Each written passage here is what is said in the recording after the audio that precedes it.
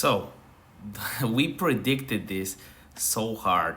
Basically, right here on Friday, you can literally rewind and see the video. And by the way, this is no financial advice. I will not waste a second of your time. In less than a minute, I'll tell you the ZBCN price prediction for the day.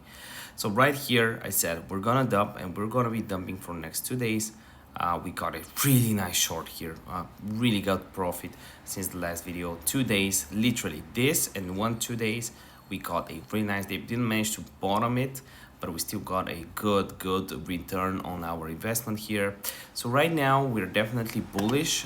We're looking for a nice pump to the upside that will last for 1 or 2 days. So let's see how this goes. I'm bullish for the day. My targets are basically these levels right here. So let's see if we can hit them very soon. Let me know your thoughts in the comment section down below. If you're wondering how I'm up to 174 grand from trading meme coins, use the links in the description down below. See you next video. Bye.